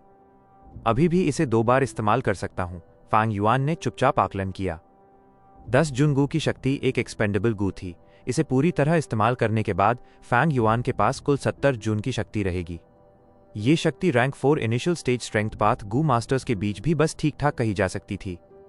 ऑल आउट एफर्ट ग्यू को रैंक 2 तक दबा दिया गया था और अगर इसे ठीक नहीं किया गया तो फैंगयुआन की स्ट्रेंथ पाथ कल्टीवेशन में कोई क्वालिटिव चेंज की संभावना नहीं थी। इसका मतलब उसके स्ट्रेंथ पाथ बैटल स्ट्रेंथ का इस छोटे समय में कोई फायदा नहीं था। उसने अपने फर्स्ट एपर्चर और सेकंड एपर्चर को फिर से जांचा। पहली एपर्चर का वाइटल गू स्प्रिंग ऑटम सिकाडा अभी भी कंसील्ड स्टेट में था और आराम कर रहा था। 90% पर्पल क्रिस्टल प्राइमीवल सी अपनी चमक बिखेर रहा था, रैंक 5 पीक स्टेज के क्रिस्टल वॉल्स को पर्पल रंग में रंगते हुए।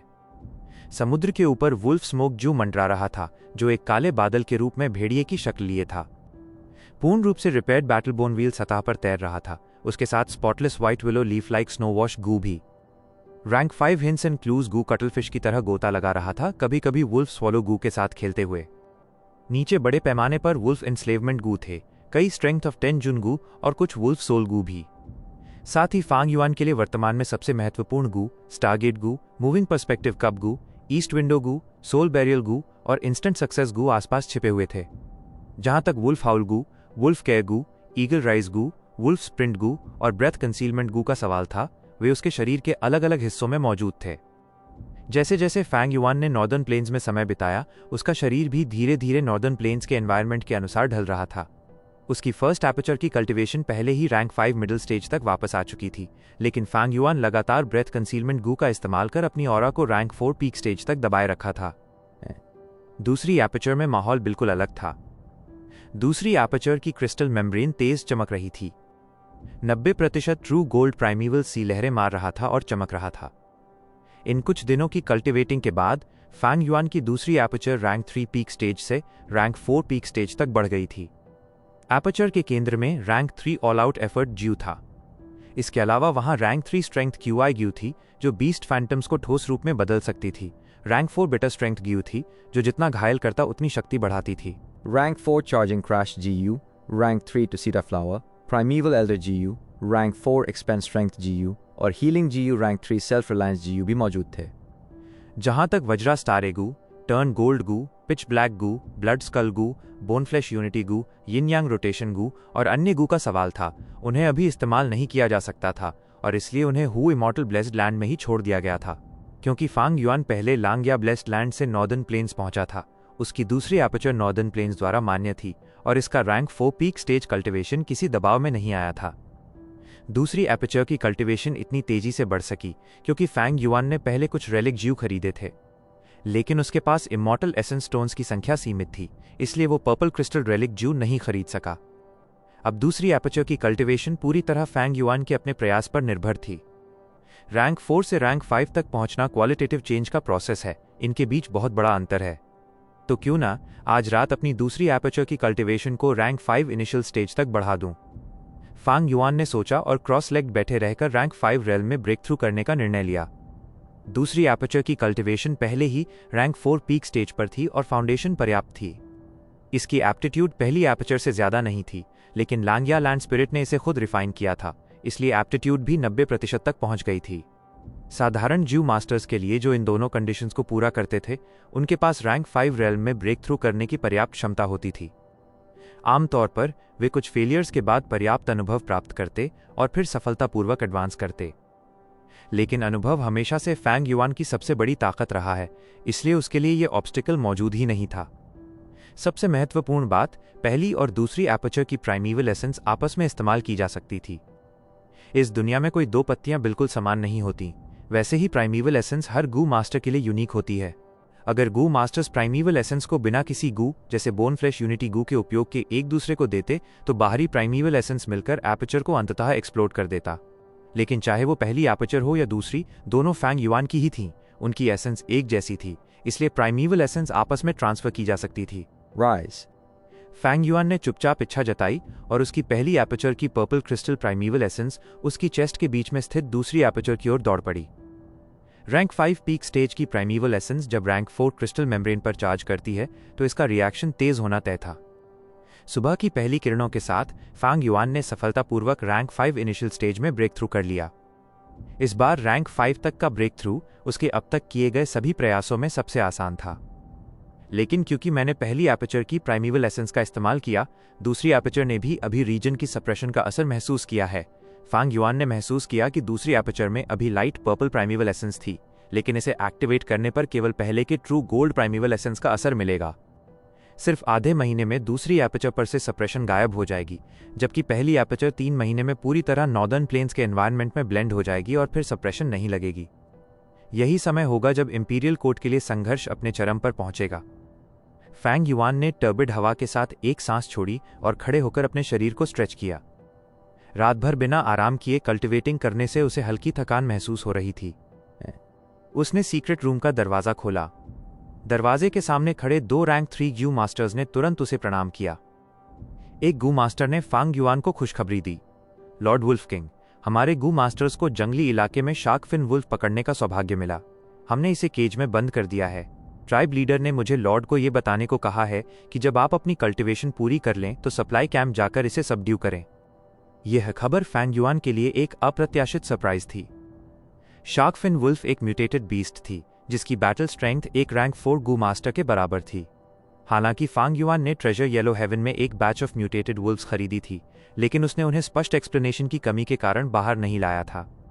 अगर उसके पास शार्क फिन वुल्फ उसके पास उसे बचाने के लिए खड़ा होगा तो फैंग युआन निश्चित रूप से बैटल के दौरान और भी सुरक्षित रहेगा। कुछ देर बाद फैंग युआन सप्लाई कैंप में पहुंचा। ट्यूबो लॉर्ड वुल्फ किंग को प्रणाम करता है। एक रैंक 3 गू मास्टर जल्दी से स्वागत करने आया। वो छोटा और मोटा था, उसका गोल मटोल चेहरा चमकता हुआ था। वो चापलूसी भरी आवाज में बोला, लॉर्ड वुल्फ किंग, मैं आपको मिलने के लिए लंबे समय से प्रतीक्षा कर रहा था। ट्यूबो के मार्गदर्शन में फैंग युआन और बाकी लोग जल्द ही वुडन केज में रखा शार्क फिन वुल्फ देखने लगे। शार्क फिन वुल्फ हाथी जितना विशाल था और इस वक्त पिंजरे में लेटा था। पूरा शरीर मजबूत कारापेस से ढका हुआ था जैसे मगरमच्छ का होता है। उसकी पीठ पर सिर से लेकर पूंछ तक शार्क की फिन की एक पंक्ति फैली हुई थी। भोर की रोशनी उसके शरीर पर पड़ रही थी। ये शार्क फिन वुल्फ अपनी आंखें बंद किए हुए था। उसकी चेतना नींद के जीयू के असर में खो चुकी थी। Congratulation lord. Shark fin wolf सबसे मजबूत डिफेंस वाला म्यूटेटेड वुल्फ है। इस वुल्फ की प्रोटेक्शन से लॉर्ड ऐसा लगेगा जैसे पंखों वाला बाघ। और खास बात यह है कि शार्क फिन वुल्फ सिर्फ जमीन पर ही नहीं लड़ सकता, बल्कि अंडर वाटर भी इसकी फाइटिंग स्ट्रेंथ और ज्यादा है। 2 रैंक 3 गू मास्टर गार्ड्स इस divine steed shark fin wolf को देखकर फैंग युआन को बधाई देते हुए बोले। फैंग युआन मुस्कुराया और इस शार्क फिन वुल्फ को देखकर हल्की झपकीली आंखों से पूछा, इस म्यूटेटेड वुल्फ को पकड़ने के लिए कितने लोग सैक्रिफाइस्ड हुए? टू बो जान गया कि फैंग युआन उससे पूछ रहा है, तुरंत जवाब दिया, 4 रैंक 3 गू मास्टर्स और कम से कम 200 से ज्यादा रैंक 2 गू मास्टर्स को सैक्रिफाइस करना पड़ा। अगर वांग ट्राइब लीडर और फैंग ट्राइब लीडर की टाइमली रीइंफोर्समेंट नहीं होती तो ये शार्क फिन वुल्फ भाग सकता था। फैंग युआन ने सिर हिलाया और उसकी आंखें आधी बंद हो गईं। ये शार्क फिन वुल्फ इंजरी से भरा हुआ है, लेकिन ये पुराने घाव लगते हैं? हाँ लॉर्ड, अगर ये पुराने घाव नहीं होते तो इन्वेस्टिगेटिव गू मास्टर शायद जीवित बचकर रिपोर्ट करने नहीं पहुंच पाता। मैं देख सकता हूं कि लॉर्ड वुल्फ किंग ने लॉन्गजेविटी हेवन की ब्लेसिंग दी है और बड़ी लड़ाई से पहले इंजर्ड शार्क फिन वुल्फ भेजा है, टू बो ने चापलूसी करते हुए कहा। फॉर्चुनेट, फैंग युआन ने बुदबुदाया, लेकिन दिल में एक अजीब अनईजीनेस महसूस हो रही थी। उसे साफ नहीं था कि ये फीलिंग कैसे पैदा हुई, लेकिन ये उसे एक इंडिस्क्राइबेबल सेंस ऑफ डेंजर दे रही थी। उसने कई सवाल पूछे, लेकिन कुछ भी गलत नहीं लगा। शार्क फिन वुल्फ एक म्यूटेटेड बीस्ट था जिसकी बैटल स्ट्रेंथ एक रैंक 4 गू मास्टर जैसी थी। पुराने घाव होने के कारण इसे रोका और कैप्चर्ड किया जा सका। सब कुछ लॉजिकल था। अकेला असामान्य बात यह थी कि फैंग युआन के दिल में अनईजीनेस थी। लेकिन फैंग युआन अपने इंस्टिंक्ट को सबसे ज्यादा महत्व देता था। पिछली जिंदगी में क्रॉसओवर के समय उसे ऐसा फीलिंग नहीं हुआ था। यह इंट्यूशन उस अनुभव की एक्यूमुलेशन से आई थी जो उसने सैकड़ों सालों के ट्रायल्स और काउंटलेस डेडली सिचुएशंस में सीखी थी। जैसे जैसे इंसान उम्र में बढ़ता है, उसकी समझदारी बढ़ती है, चाहे कोई कितना भी स्टूपिड हो। कई लॉसेस और ट्रायल्स के बाद और बहुत कुछ देखने के बाद वो नेचुरली कुछ विजडम हासिल कर लेता है। सच कहूं, सिर्फ इंसान ही नहीं, ऑर्डिनरी बीस्ट्स में भी एक प्रकार की इंट्यूशन और डेंजर को महसूस करने की सेंसिटिविटी होती है। चारों तरफ खड़े गू मास्टर्स की उम्मीद भरी नजरों के बीच फैंग युआन ने रैंक 4 वुल्फ एंस्लेवमेंट गू बाहर निकाली। लो, इसे ले जाओ और इस म्यूटेटेड वुल्फ को काबू करो। सबको लगा था कि फैंग युआन खुद आगे बढ़ेगा, पर उल्टा उसने वुल्फ एंस्लेवमेंट गू सीधे टू बो को थमा दी। लॉर्ड चाहते हैं कि मैं इसे इस्तेमाल करूं, लेकिन मैं तो रैंक 3 हूं। टू बो हैरान हो गया। ज्यादा बकवास मत करो और जल्दी इस्तेमाल करो, फैंग युआन ने झुंझलाते हुए डांटा और वुल्फ एंस्लेवमेंट गू टू बो के हाथ में जबरदस्ती थमा दी। ट्यू बो लाचार था। उसे पता नहीं था कि वुल्फ किंग जैसे लॉर्ड का मिजाज कैसा अजीब हो सकता है। फैंग युआन की प्रेस्टीज के सामने वो कुछ कह भी नहीं सका। बस वुल्फ एंस्लेवमेंट ग्यू में अपनी प्राइमीवल एसेंस डालना शुरू कर दिया। काफी देर तक वो प्राइमीवल एसेंस डालता रहा। थकान से जब उसके शरीर से पसीना बहने लगा, तब जाकर रैंक 4 वुल्फ एंस्लेवमेंट यू धीरे धीरे एक्टिवेट होने लगी। वुल्फ एंस्लेवमेंट यू एक रहस्यमयी रोशनी में बदल गई और चमकती हुई जाकर शार्क फिन वुल्फ के शरीर पर उतर गई। उसी पल हाल्ले, एक औरत की अफसोस भरी सांस सबके कानों में गूंज उठी। उसी क्षण फैंग युआन के दिल में उठ रहा वार्निंग साइन अचानक आसमान छू गया। वो बिना सोचे एकदम पीछे हट गया। एक कंपकंपी देने वाला एहसास वहां मौजूद हर इंसान की सोल को जकड़ गया। लगभग उसी पल टू बो का मुंह अचानक खुला और वो एक दर्दनाक चीख निकालकर वहीं ढेर हो गया, बिना एक पल जिए। दोनों रैंक 3 ग्यू मास्टर गार्ड सदमे में डूब गए। उन्हें समझ ही नहीं आया कि टू बो की मौत कैसे हुई। घबराकर वे भी फैंग युआन के पीछे पीछे उड़कर पीछे हटने लगे। लेकिन थोड़ी ही दूरी पर उनमें से एक गार्ड अचानक कांपा और हवा में ही उसकी लाइफ खत्म हो गई। Soul explosion. फैंग युआन के दिमाग में बिजली सी कौंधी और उसके मुंह से ये शब्द निकल पड़े, लॉर्ड वुल्फ किंग, आपकी इनसाइट्स वाकई असाधारण है। एक औरत की हल्की सी आवाज उसके कानों में गूंजी और उसके साथ ही चारों तरफ से शैडोज उभरने लगीं। वे शैडोज तलवारों जैसी थीं, एक दूसरे में लिपटी हुई, अचानक ऐसे खिली जैसे मोर अपने पंख फैलाता है, और अगले ही पल फैंग युआन के शरीर पर तेजी से लिपट गईं। Rank 4 Multiple Sword Shadow GU. Clang clang. एक के बाद एक वार होने लगे। तलवार जैसे शैडोज फैंग युआन के शरीर से टकराईं और लोहे पर सोना बजने जैसी चमकदार चिंगारियां उड़ने लगीं। फैंग युआन की स्किन गहरे हरे रंग में बदल गई। अगर कोई ध्यान से देखता तो उसे उसके पूरे शरीर पर कछुए के खोल जैसे पैटर्न दिखाई देते। Rank 5 Turtle Jade Wolfskin GU. Female scoundrel बाकी बचा रैंक 3 गू मास्टर ये देखते ही दहाड़ उठा कि फैंग युआन पर हमला हो गया है और वो दिशा बदलकर उसकी मदद को दौड़ा। वो महिला गू मास्टर जो फैंग युआन पर स्नीक अटैक कर रही थी ने बस ठंडी सी सांस छोड़ी और उसकी तरफ ध्यान ही नहीं दिया।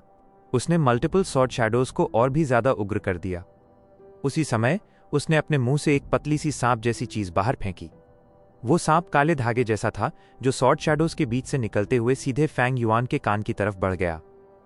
फांग युआन का चेहरा बिल्कुल भावहीन था, नजर ठंडी बर्फीली पहाड़ जैसी। उसने अचानक दाहिना हाथ बढ़ाया और उस रैंक 3 जू मास्टर को पकड़ लिया जो उसकी मदद करने आ रहा था। लॉर्ड वुल्फ किंग, वो गार्ड डर गया। वो तो फैंग युआन की रक्षा करने आ रहा था। उसने कभी सोचा भी नहीं था कि फैंग युआन उसे ही पकड़ लेगा। उसके संभलने से पहले ही फैंग युआन ने उसे अपनी दाहिनी तरफ खुद और शार्क फिन वुल्फ के बीच खींचकर खड़ा कर दिया। और उसी पल उस रैंक 3 गू मास्टर के मुंह से दर्द भरी एक छोटी सी कराह निकली।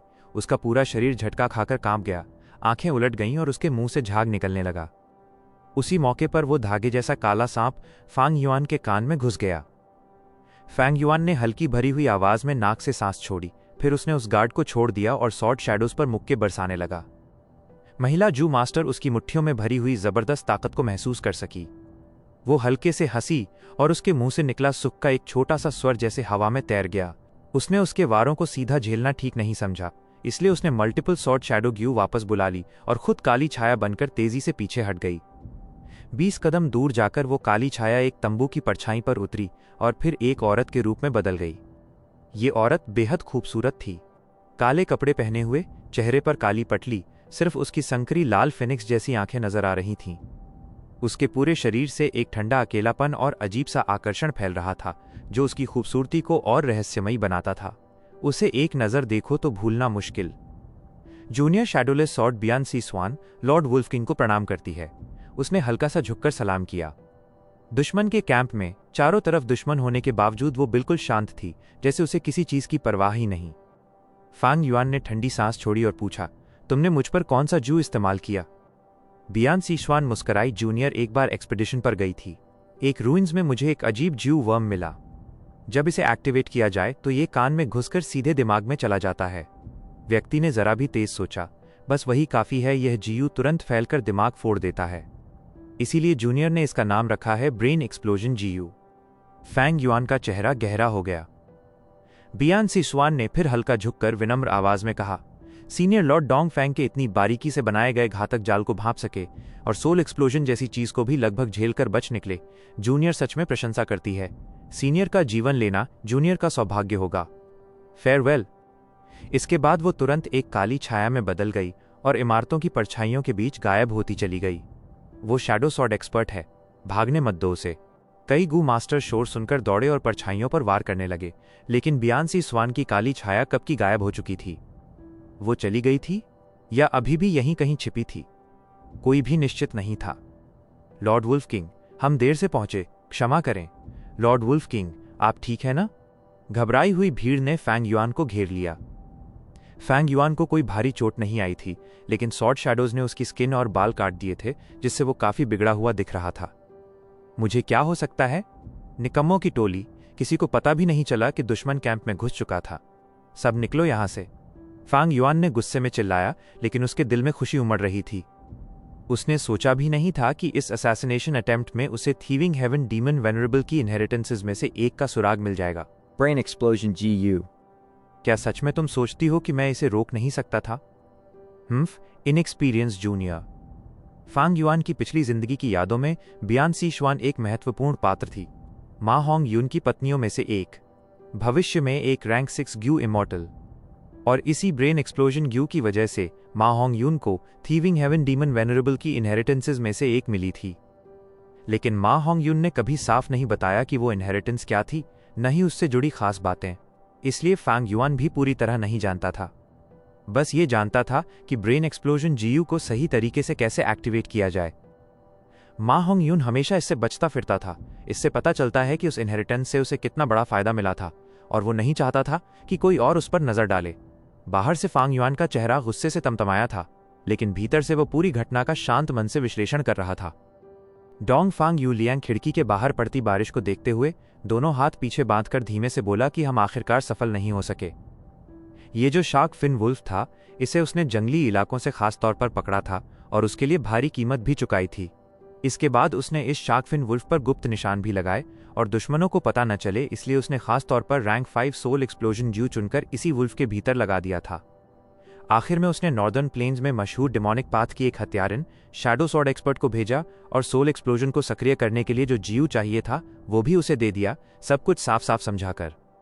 यह पूरी हत्या की योजना उसने इतनी बारीकी से बनाई थी कि बार बार खुद ही नकली अभ्यास कर चुका था, जब तक कि हर कमी और हर खामी को पूरी तरह निकाल न दे। चाहे शार्क फिन वुल्फ का शरीर हो, या वो जगह जहां उसे दिखना था, या वो समय जब वो सामने आएगा, यहां तक कि जिसने भी उस शार्क फिन वुल्फ को पहली बार देखा वो गू मास्टर कैसा व्यवहार करेगा, ये सब डोंग फैंग यूलियांग ने पहले ही सोच लिया था। लेकिन फिर भी वो सफल ना हो सका। अंतिम पल में वुल्फ किंग चांगशान यिन को कुछ गलत लगा और उसने तुरंत किसी और को हमला करने का आदेश दे दिया। मौका हाथ से फिसलता देख शैडो स्वॉर्ड एक्सपर्ट को मजबूर होकर सोल एक्सप्लोजन जीव चलाना पड़ा। सोल एक्सप्लोजन की ताकत निराकार और रंगहीन होती है, आंखों से दिखाई भी नहीं देती, लेकिन चांगशान यिन पहले ही पल में उससे बच निकला और सच्चाई को उजागर कर दिया। हालांकि बियान सी स्वान के हमलों से दबा हुआ था, इसीलिए वो सोल एक्सप्लोजन की सबसे बाहरी सीमा तक ही पहुंच सका, लेकिन उस संकट की घड़ी में उसने बिल्कुल शांत दिमाग से काम लिया और अपने ही रीइंफोर्समेंट्स को ढाल बनाकर सोल एक्सप्लोजन की ज्यादातर ताकत को रोक लिया। उसने बियान सी स्वान की रिपोर्ट सुनी और बोला कि उसकी शोहरत बेकार नहीं है, नॉर्दर्न प्लेन्स को हिला देने वाले वुल्फ किंग के लिए यही उम्मीद की जाती है।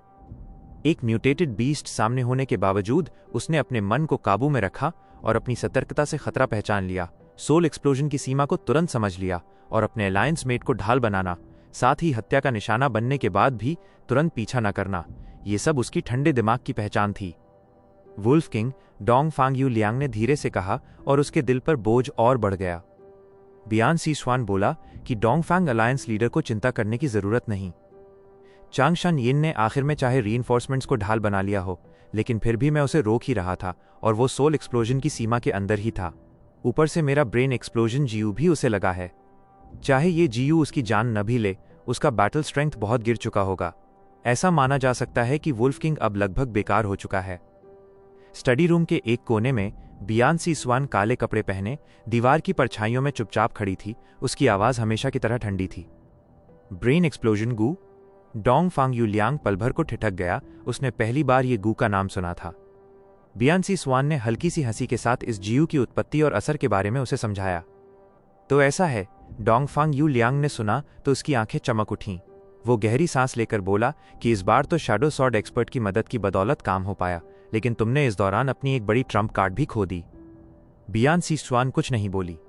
असल में उसके दिल में भी खून टपक रहा था। जब से उसने पहली बार ब्रेन एक्सप्लोजन जीव की ताकत को आजमाया था, तब से वो इसे अपनी सबसे कीमती ट्रम्प कार्ड्स में से एक की तरह बचाकर रखती थी। उसकी कई असैसिनेशन सिर्फ इसी जीयू की वजह से सफल हुई थीं। लेकिन चांगशन यिन को मारने की कोशिश के दौरान स्थिति इतनी अचानक और खतरनाक हो गई कि उसे मौके पर ही चांगशन यिन को खत्म करने का चांस नहीं मिला, इसलिए वो ये गू वापस भी नहीं ले सकी। जब दुश्मन ताकतें पहुंचने लगीं तो उसे अपनी जान बचाने के लिए पीछे हटना पड़ा। ये वो इनाम है जो तुम्हें पहले वादा किया गया था। डोंग फांग यू लियांग ने अपनी एपर्चर से एक ग्यू वर्म बाहर निकाला। इस गू का शरीर बिल्कुल काला था, उसके सिर पर एक सींग था और उसकी खोल चौकोर थी। मुट्ठी जितना बड़ा ये जीयू देखने वालों को भारी और मजबूत एहसास देता था। यह था रैंक 4 ओवरलैपिंग शैडो जीयू। बियान सी स्वान की निगाह ओवरलैपिंग शैडो जीयू पर टिक गई। उसकी आंखों में चाहत भी थी और थोड़ी बेचैनी भी। उसके पास भले ही मल्टीपल स्वॉर्ड शैडो जीयू थे, लेकिन उन सबकी तलवारों की परछाइयां अलग अलग फैल जाती थीं और डिफेंस करने वाले ओपोनेंट के सामने उसे लड़ाई में काफी मुश्किल होती थी। अगर उसके पास ओवरलैपिंग शैडो जीयू आ जाए तो वो सारी स्वॉर्ड शैडोज को एक साथ ओवरलैपिंग करके एक ही जगह पर जमा कर सकती थी, जिससे एक जोरदार हमला बनता। इससे उसकी बैटल स्ट्रेंथ में भारी बढ़ोतरी हो जाती। लेकिन थोड़ी ही देर में बियान सी स्वान ने अपने नजरें हटा लीं और ओवरलैपिंग शैडो जीयू को लेने से इनकार कर दिया। अंधेरे में उसकी ठंडी आवाज आई जिसमें हल्का सा गर्व भी था। ये ओवरलैपिंग शैडो जीयू अलायंस लीडर के पास ही रहे, जब वुल्फ किंग मरेगा तब मैं खुद आकर इसे ले जाऊंगी। इतना कहकर वो परछाइयों में घुल गई और गायब हो गई। डोंग फांग यू लियांग कुछ पल के लिए स्तब्ध खड़ा रहा, फिर उसने ओवरलैपिंग शैडो गू वापस अपनी एपर्चर में रख लिया। यह शैडो स्वॉर्ड एक्सपर्ट सच में अपने शब्द की पक्की है। इसी वजह से तो बड़े बड़े ट्राइब्स में डिमोनिक पाथ ग्यू कल्टिवेटर होते हुए भी इतना नाम कमा पाई है। कई राइचस पाथ के गू मास्टर्स उसे काम पर रखने के लिए भारी रकम तक खर्च देते हैं। लगता है उसे ब्रेन एक्सप्लोजन जीयू पर बहुत भरोसा है। अगर ये सच में वुल्फ किंग को रास्ते से हटा दे तो मेरी एक बहुत बड़ी चिंता कम हो जाएगी और यही सबसे अच्छा परिणाम होगा। लेकिन अगर वो नाकाम रही तो? अगर चांगशान यिन ने ब्रेन एक्सप्लोजन ग्यू को भी किसी तरह संभाल लिया तो? जिस तरह उसने अंतिम क्षण में सोल एक्सप्लोजन जीयू का सामना करना चुना और फिर भी ब्रेन एक्सप्लोजन जीयू को कान तक आने दिया, इससे तो लगता है कि उसके पास इसका तोड़ भी पहले से मौजूद था। डोंगफांग यूलियांग की नज़रें थोड़ी धुंधली हो गईं। वुल्फ किंग पर सोल एक्सप्लोजन का असर तो ज़रूर पड़ा है, लेकिन अब इस पूरे मामले में और भी कई नए बदलाव आ गए हैं। अब मुझे नए सिरे से सारी डिडक्शंस करनी होंगी। ये सोचते हुए वो बुक शेल्फ के पास गया और इंसेंस होल्डर को घुमाया। उसके घूमते ही एक गुप्त रास्ता खुल गया। वो उस सीक्रेट टनल से होकर नीचे की ओर गया और काफी गहराई तक पहुंचा। यहां उसने अर्थ बैक्टीरिया किंग जीयू को लगाया हुआ था। यह जीयू असल में एक जीव हाउस की तरह काम करता था। जगह भीतर से भले ही तंग थी, लेकिन किसी एक व्यक्ति के लिए कल्टीवेट करने भर की पूरी जगह थी। सबसे बड़ी बात यह कि अर्थ बैक्टीरिया किंगू की डिफेंस बहुत मजबूत थी, जिससे डोंगफांग यूलियांग पूरी तरह सुरक्षित रह सकता था। वो जीव हाउस के भीतर गया और बाहर का दरवाजा बंद कर दिया। पूरा अर्थ बैक्टीरिया किंग जू सिकुड़कर एक गेंद की तरह सिमट गया और कुछ मीटर नीचे जमीन के भीतर उतरकर रुक गया। अंदर की दीवारें नरम और मोटी थीं, बिल्कुल कालीन जैसी। डोंगफांग यूलियांग बैठ गया और आंखें बंद कर लीं। उसका मन एपर्चर की ओर मुड़ गया। उसने अपना रैंक 5 प्राइमेवल एसेंस सक्रिय कर उसे स्टार थॉट जीयू में प्रवाहित कर दिया और वो सोचने लगा, अगर वुल्फ किंग ब्रेन एक्सप्लोजन को भी संभाल लेता है तो फिर मैं उससे कैसे निपटूं? जैसे ही ये सवाल उसके मन में उठा, स्टार थॉट जीयू के प्रभाव से वो विचार एक रूप ले चुका था। सामान्य विचार तो निराकार और बिना किसी पदार्थ के होते हैं, बस दिमाग के भीतर ही रहते हैं। लेकिन ये विचार नीली तारों जैसी चमक लिए हुए था। इसे न सिर्फ आंखों से देखा जा सकता था, बल्कि ये उसके दिमाग से बाहर निकलकर डोंगफांग यूलियांग के ऊपर उड़ भी रहा था। डोंगफांग यूलियांग ने तुरंत सोचना शुरू किया कि एक एनस्लेवमेंट पाथ गू मास्टर से निपटने के 3 तरीके होते हैं। पहला तरीका सुप्रीम माना जाता है, जिसमें एनस्लेवमेंट पाथ मास्टर को किसी और एनस्लेवमेंट पाथ मास्टर के खिलाफ खड़ा किया जाता है। जैसे ही उसने ये सोचा, एक दूसरा स्टार थॉट उसके दिमाग से निकलकर पहले विचार के साथ उड़ने लगा। दोनों चमकते हुए हवा में ठहरे रहे। दूसरा तरीका डोमिनेशन मेथड है, जिसमें बेहेडिंग लीडर टैक्टिक अपनाई जाती है, यानी सीधा आगे बढ़कर डिफेंस की आर्मी को चीरते हुए उसके बीच से उसकी जान ले ली जाए। तीसरा स्टार थॉट भी पहले वाले के पास घूमता हुआ आकर टिक गया। तीसरा तरीका पेक्यूलियर मेथड है, जिसमें चांगशन यिन की हत्या या फिर रिश्वत या किसी तरह के किनशिप का इस्तेमाल किया जाता है। चौथा स्टार थॉट भी बाहर निकला और बाकी विचारों की तरह हवा में तैरता हुआ पहले वाले तीनों से लिपट गया। कभी कभी आपस में टकराता भी, लेकिन चाहे जैसा भी हो, चारों विचार अपनी जगह बने रहे, कोई बदलाव नहीं हुआ। कुछ देर बाद डोंगफांग यूलियांग को और बातें याद आने लगीं।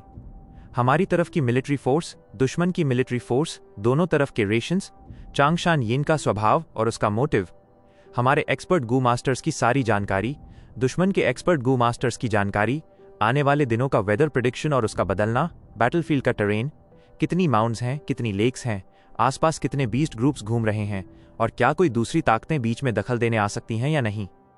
पुफ! एक ही पल में उसके दिमाग से हजारों स्टार थॉट्स एक साथ बाहर निकले और डोंगफांग यूलियांग के सिर के ऊपर भरभराकर उभर आए। पूरा कमरा मानो तारों की रोशनी से जगमगा उठा। डोंगफांग यूलियांग का चेहरा सफेद पड़ गया। उसकी प्राइमेवल सी का स्तर तेजी से गिरने लगा, लेकिन वो इन स्टार थॉट्स को बहुत कुशलता से नियंत्रित कर रहा था। छोटे बड़े स्टार थॉट्स गोल गोल चमक रहे थे, कुछ टो साइज्ड थे तो कुछ थंब साइज्ड। इस भरे हुए तंग से स्थान में ये सारे विचार एक दूसरे से टकरा रहे थे। कुछ स्टार थॉट्स टकराते ही 3-4, यहां तक कि 5 या 6 नए विचारों में बदल जाते। कुछ आपस में मिलकर एक हो जाते और कुछ खुद ही टूटकर कई छोटे छोटे ओआरबी में बंट जाते। सैकड़ों और हजारों विचार हवा में भरे हुए थे, इतनी घनी मात्रा में कि पूरा क्षेत्र घूमती हुई रोशनी की तरह लग रहा था। प्राइमेवल सी लगातार गिरती जा रही थी और डोंगफांग यूलियांग का पूरा ध्यान इन्हीं स्टार थॉट्स को नियंत्रित करने, मिलाने, टकराने या विभाजित करने में लगा था। उसकी मेहनत और उसके विजडम पाथ गू वर्म्स की मदद से स्टार थॉट्स की संख्या कम होने लगी। 4 घंटे बाद हजारों में से सिर्फ 8 स्टार थॉट्स बचे थे, लेकिन ये 8 स्टार थॉट्स मुट्ठी जितने बड़े थे और चमकती हुई स्टारलाइट लिए हुए थे। इनके भीतर बहुत जटिल और गहरे विचार भरे थे। जब ये 8 स्टार थॉट्स वापस डोंगफांग यूलियांग के दिमाग में लौटे, उसकी आंखें विजडम की रोशनी से चमक उठीं। उसने वुल्फ किंग से निपटने के कई पक्के तरीके निकाल लिए थे। ये सारे तरीके अब उसकी सोच में व्यवस्थित रूप से जमा थे, हर कदम साफ और क्रम में रखा हुआ।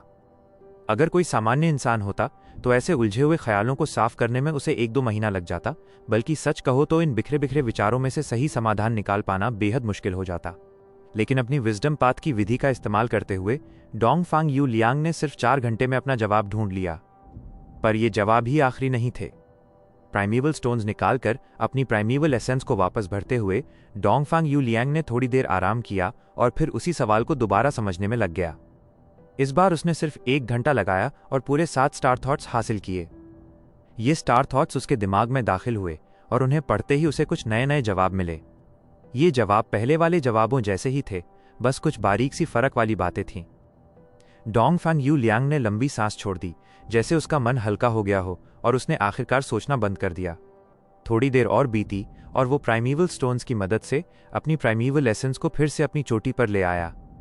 लेकिन उसकी सोल की गहराइयों में एक थकावट की लहर अब भी घूम रही थी, हटने का नाम ही नहीं ले रही थी। विजडम पाथ की डिडक्शंस सिर्फ ज्यू को चलाने में प्राइमीवल एसेंस नहीं खाती, बल्कि सोल की एनर्जी भी खूब खर्च होती है। जितनी ज्यादा डिडक्शंस होंगी या जितनी बड़ी बड़ी स्केल की थॉट्स होंगी, उतना ही ज्यादा समय लगेगा और उतना ही ज्यादा सोल पर बोझ बढ़ेगा। थकान महसूस होना तो बिल्कुल सामान्य है, लेकिन अगर डिडक्शन का कठिनाई स्तर और ज्यादा हो तो सोल को नुकसान भी पहुंच सकता है और चाहो तो मर भी सकते हो। बेशक वो रैंक 5 विजडम पाथ गू मास्टर था और उसे एक गू इमॉर्टल का मार्गदर्शन भी मिला था, इसलिए उसके पास गू का पूरा सेट था। Rank 4 Refine Essence Spirit GU. जैसे ही उसने रिफाइन एसेंस स्पिरिट ग्यू को सक्रिय किया, उसका शरीर तुरंत पतला होने लगा, क्योंकि उसके शरीर की वाइटैलिटी को ये रिफाइन एसेंस स्पिरिट ग्यू सोखकर सोल को मजबूत करने में लगा देती थी। उसकी सोल को जैसे ही पोषण मिला, उसकी थकावट भी तेजी से घटने लगी। लेकिन उसके पेट में अचानक से जबरदस्त भूख की एक लहर उठी। डोंगफांग यू लियांग ने अपना पेट सहलाया और मन ही मन कड़वी हंसी हंसते हुए बोला, रिफाइन एसेंस स्पिरिट गू मेरी डोंगफांग ट्राइब की एक गुप्त रूप से चली आ रही गू है। सोल को ठीक तो कर देती है, पर असली वजह को कभी नहीं छूती। सोल पाथ और विजडम पाथ एक दूसरे से बहुत गहरे जुड़े हैं। अगर मेरे पास वो लेजेंडरी गट्स ज्यू आ जाए तो मैं मनमर्जी से जितनी चाहे डिडक्शंस कर सकूं। सोल को चाहे जितना नुकसान हो जाए, मैं उसे आराम से ठीक कर सकता। अफसोस, गट्स गू तो सिर्फ डांगहुम माउंटेन पर ही मिलती है। तो गाइज, इसी के साथ आज का एपिसोड यहीं पर खत्म होता है। अगर आपको कहानी पसंद आया हो तो एक प्यारा सा कमेंट और वीडियो को लाइक जरूर कर देना, और हाँ, सब्सक्राइब करके जुड़ जाओ मैक्स मांगा एक्सप्लेन से। बेल आइकन भी ऑन कर लेना ताकि कोई भी अपडेट मिस ना हो। कल फिर मिलेंगे अगले एपिसोड के साथ। तब तक के लिए अपना ख्याल रखना। जय हिंद।